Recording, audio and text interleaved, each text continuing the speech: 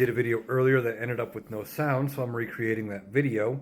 And I was talking in that video about how Governor Glenn Youngkin is appealing a lower court's decision to the U.S. Supreme Court, asking him to weigh in on an emergency basis to reinstate his attempt at purging 1,600 voters from the rolls in Virginia.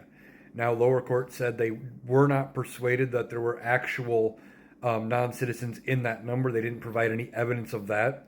And they pointed at the 1993 Voter Registration Act that said you cannot change voter rolls by dropping people within 90 days of the election. Well, Governor Youngkin says we need to go and appeal it. They're going to try to appeal to the U.S. Supreme Court, like I said, on an emergency basis. And I've talked about it in numerous videos. Non-citizens, undocumented immigrants, migrants are not voting in elections. They're not going to risk it. They are not going to risk jail time. They're not going to risk potential deportation, etc., to vote. It's not happening. But this is one of their talking points. It's one of the few things they have that they know riles people up, so they want to make a case out of it.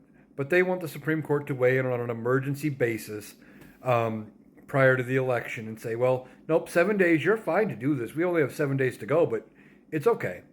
And I don't think the Supreme Court's even going to take this. Now, if they do, they may take it up not on an emergency basis, but they may kick their decision out till after the election. They may not even hear this till after the election, if they hear it at all. But I don't think they're going to want to touch this, especially not on an emergency basis.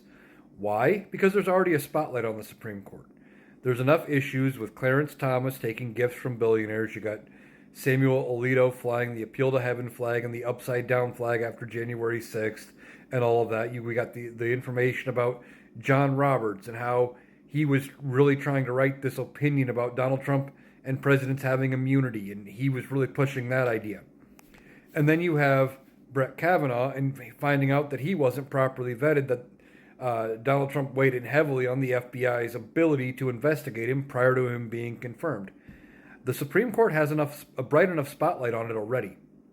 They don't want more attention. There's already talk about maybe expanding the court, impeaching justices. There's been some people saying that there could be criminal charges, which are all possible. And we'll see what happens there with the Supreme Court. But they're not going to want to bring any more attention to themselves than they have to. So I don't think they're going to touch this.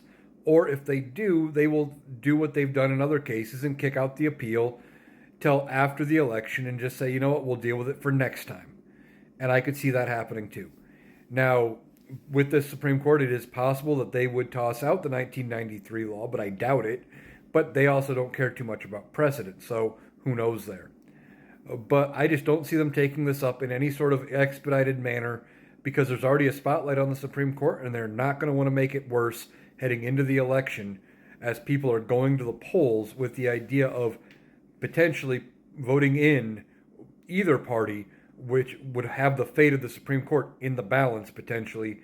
Because if Republicans get in, Alito and Thomas could retire and be replaced. And if Democrats get in, they want to do reform like expand the court, etc. So either way, there's going to be eyes on the court. They're not going to want to touch this with a 10-foot pole.